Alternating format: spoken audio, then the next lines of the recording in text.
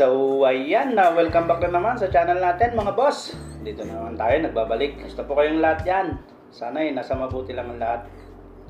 Meron tayo dito ngayon Sharp na washing machine ES7525T ang model. So 7.5 kilograms ang capacity niya. Ito yung problema niya, itong spinner niya, hindi siya umiikot, itong spin dryer. Pero itong wash niya gumagana naman, nakakapag-washing sila. Pero pagdating na rito, hindi sila makapag-dry kasi hindi na umiikot yung spin dryer niya. Ito nga, basag na nga itong mga takip nyo na stuck. Kahit sa loob niya, ginakalawang na rin yung mga tornilyo. Kasi pinatingnan na to dati sa technician daw. Kaso nga lang, sabi raw ng technician, sira daw yung motor. So, parang wala pang budget kaya in-stock yung dryer niya. Ang ginagamit lang yung washing. So, titingnan natin kung motor na talaga ang problema at kung kaya pang gawan ng paraan.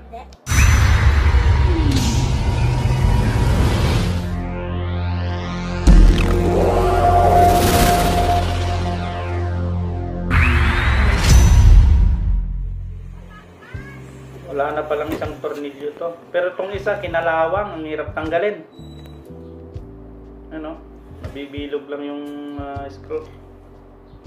So, gamitan na lang natin siya ng cutter. Side cutter.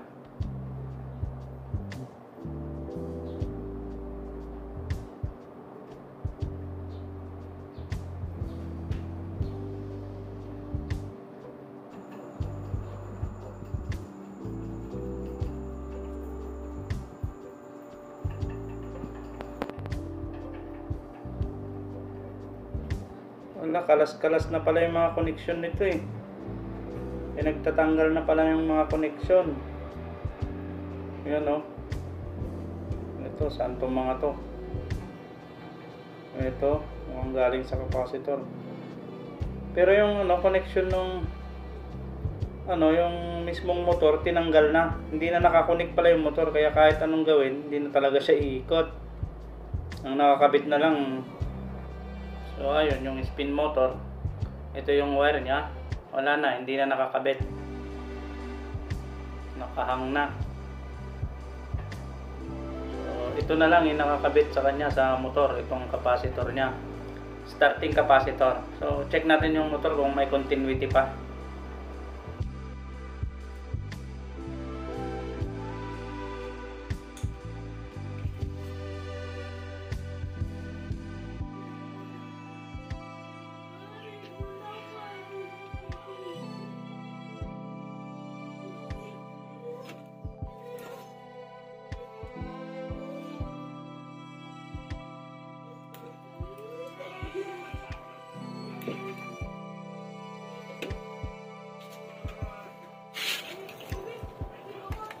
So ayan, nakaset lang yung multimeter natin sa ×1.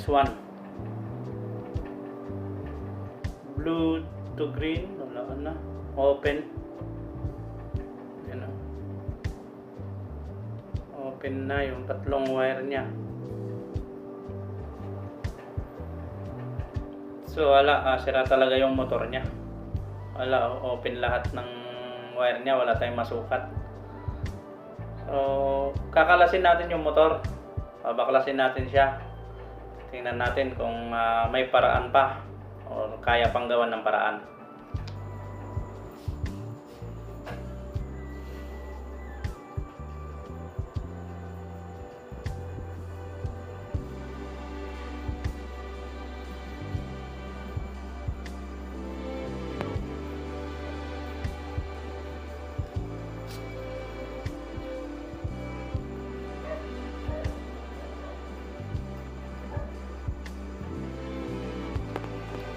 So ito yung spin motor niya. Okay naman siya, free-wheeling naman siya. Wala namang sayad. Hindi naman mahigpit. So tanggalin natin to, baklasin natin. Titingnan natin kung magagawan natin ng paraan yung winding niya.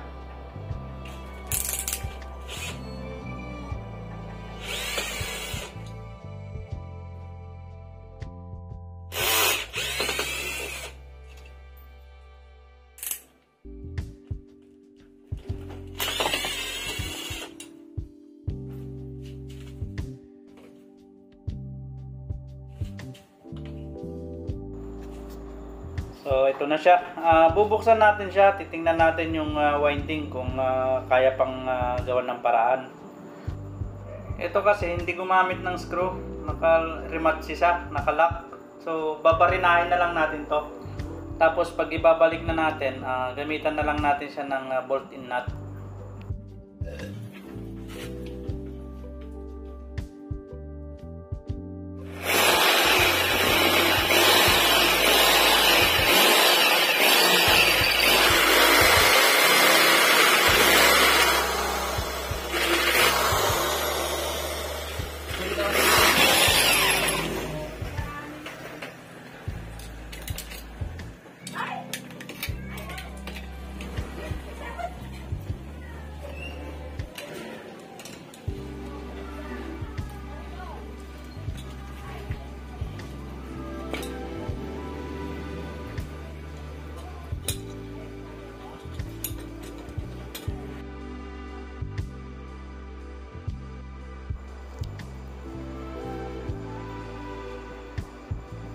Nga naman putol dito o naman yung wire. So ito parang may putol dito, may nakausli.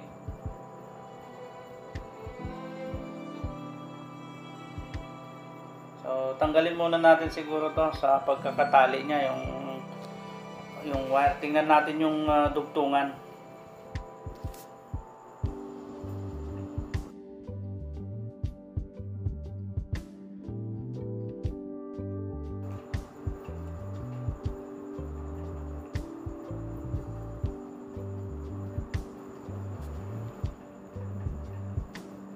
Ito may mga putol dito.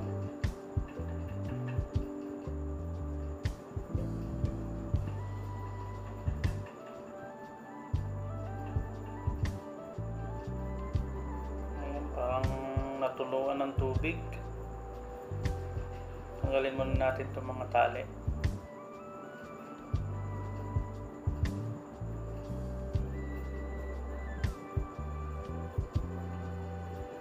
Isa-isahin natin ito. Ito putol. Ito putol din.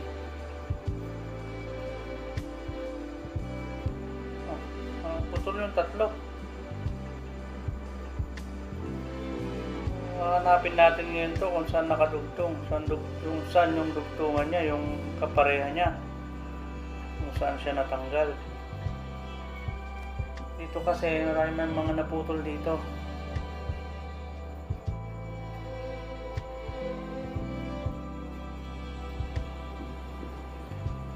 So ayan, hanapin natin to kung saan nakadugtong. Makita natin may mga mahaba, may maikli. Yan no. Pero pag pinagtapat natin, doon natin malalaman, makikita natin kung doon nga talaga nakakabit yan. Tsaka masusukatan naman natin yan sa resistance. Ito, may nakita rin tayo rito. Mga putol. Parang nag-spark. Tapos diretso putol ng magnetic wire. Siguro na tuluan to ng tubig. Kaya ganon. Uminit. Nag-spark. Ayan o. Iwalay natin yung magnetic wire, nakita natin may mga putol. Tatlo yung putol niya. Ano, pero magkatapat pa rin. So malalaman natin kung yan nga talaga yung magkadugtong. Kasi magkalapit lang, halos magkatapat. So idudugtong muna natin itong mga to, tsaka natin hahanapin yung connection ng tatlong wire. Ayan o, saktong-sakto. Kaya malalaman mo na ito talaga yung magkadugtong. So, kuskusin muna natin. Tapos dugtungan na lang natin siya ng panibagong magnetic wire. Tanggalin muna natin yung pinaka-insulator niya. Kasi pag hindi natin natanggal, hindi rin magkukontak. Ito, nakakuha tayo ng magnetic wire. Kaya lang mas mataba kunti. Pero pwede na yan. Pangdugtong lang naman.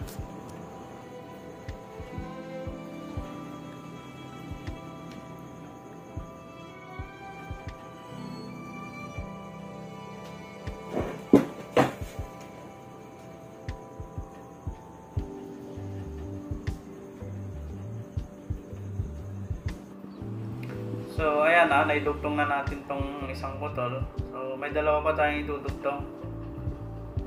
Ito yung isa. Ayan katapat din sila.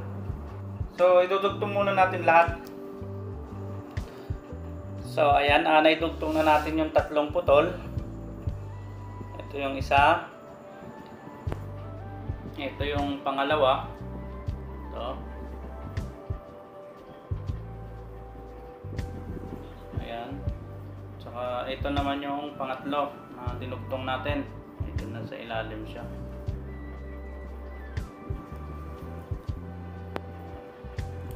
Iwalay natin. Ayan. Bali tatlo yung dinugtong natin. Ito yung pangatlo. Ito naman, magkaparehas lang ng haba kaya pinagsama na natin. Yan ang gagawin natin common. Ito naman, titingnan natin alin sa dalawa rito, yung dalawang mahaba na yan, kung alin dyan, yung running tsaka capacitor. So, resistance reading tayo. Tingnan natin. So, set natin yung multimeter natin, digital multimeter natin sa ohms reading.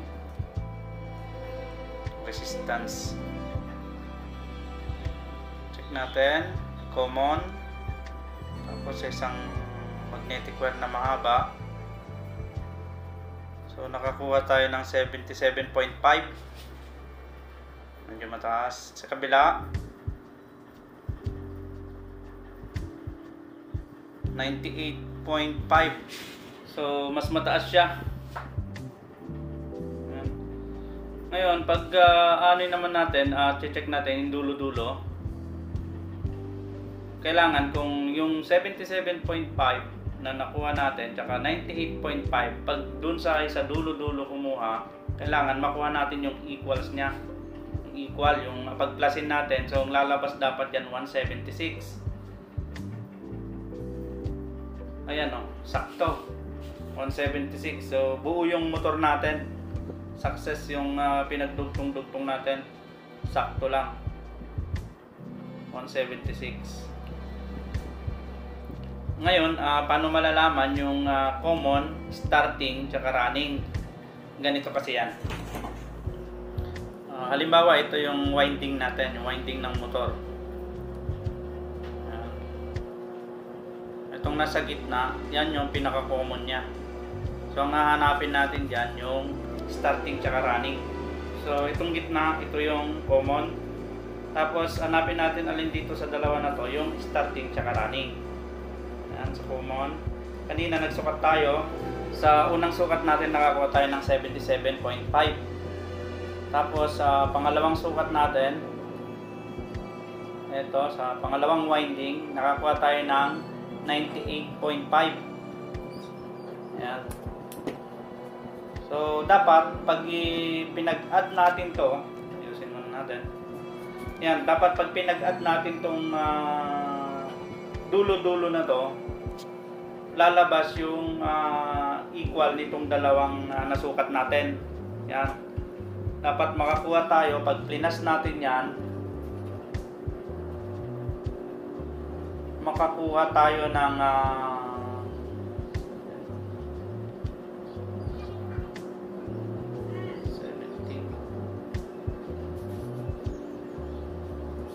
17. So 176. So tama yung nakuha natin kanina, kung natatandaan nyo yung nasukat natin kanina. So ganyan yan. Ngayon, paano malalaman yung common tsaka starting? So kung alin yung mas mataas na reading, yun yung starting. Ngayon, yung mas mababa, yun yung running. So kung susukatan natin yung running tsaka starting, yung 77.5 tsaka 98.5, kung pagsasamahin natin yan, i-add natin. So makukuha natin is 176, which is yun yung nasukat natin kanina. So ayan, tama na yung mga connection, okay naman yung reading niya. So pwede na natin siyang ihinang, tsaka natin siya balutan para safe.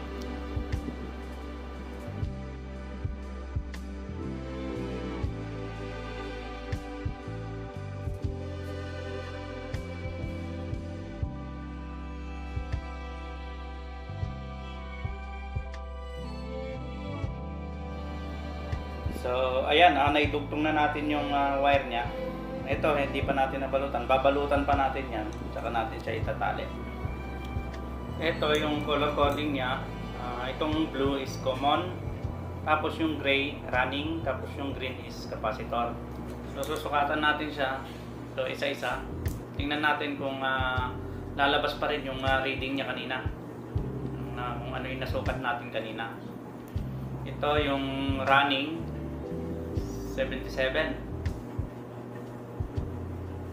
Ayan. Okay pa rin. Okay siya. Tapos itong green, yung capacitor is 98. 98. So, okay siya. So, pag sinukat natin yung running tsaka starting, dapat mag-a-add yung dalawa na yan. Magiging 176. Ayun o. Yan, 176. So, okay. Buo yung motor natin. Nakuha natin yung tamang pinagdugtong-dugtong nating putot. So, yan, babalutan muna natin to, tsaka natin siya tatalian.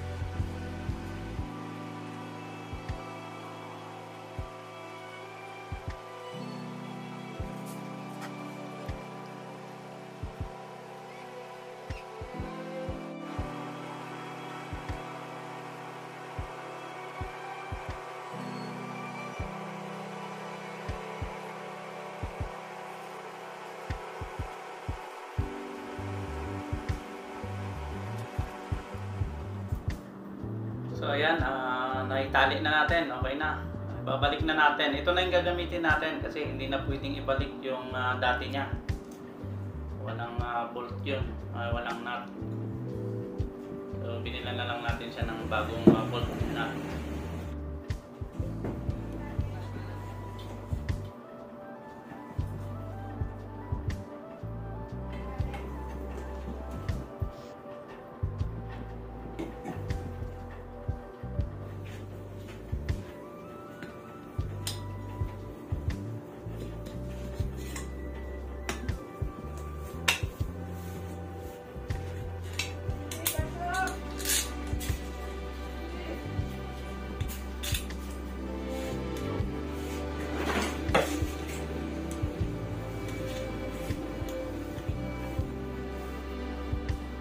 So ayan, okay na.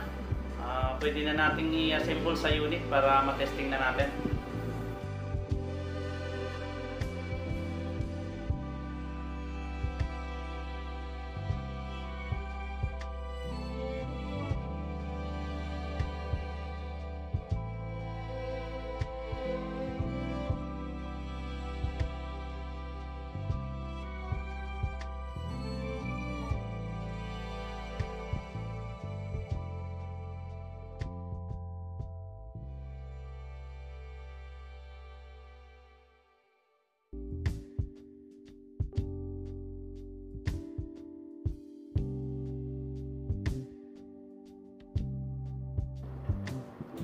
So ayan, kung mapapansin nyo, wala na siyang brake.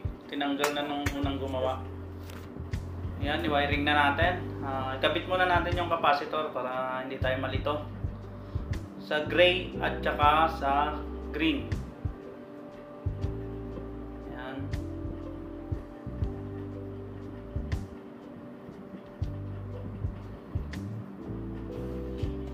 So ayan, na-wiring na natin. Check natin. Testing natin kung umiikot na siya. Ayun o, umiikot na. So, successful yung repair natin sa motor. Ito nga pala yung naging connection natin. So, ayan, okay na siya. Pwede na natin siyang i-assemble para matesting natin na nakalagay yung spin drum niya. So, ayan, na-assemble na natin. So, yung mga takip nito, mga basag na. Ito na lang yung natitirang pinantatakip nila pag nag-i-spin sila. Pero dito, ito mga to basag na. Pati yung brake niya wala na rin. tinanggal na rin nung unang gumawa. So, testing natin. Lagyan natin siya ng laman. Try natin kung ikot siya na may laman.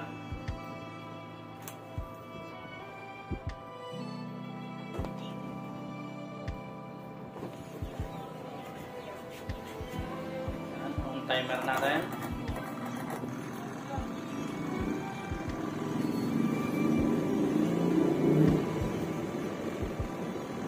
Ayun, no? So, okay na. Successful yung repair natin sa motor. So, yun lamang po. Kaya kung nakatulong sa inyo ang video na to, please subscribe na po at hit nyo na rin ang notification bell para lagi kayong updated kung may bago tayong upload video. Sa mga subscriber na po natin dyan na patuloy na sumusuporta at sumusubaybay sa mga video natin, maraming salamat po. Sa mga bago pa lang sa channel natin, subscribe na at paki-like and share na rin po. Maraming salamat. God bless po sa ating lahat.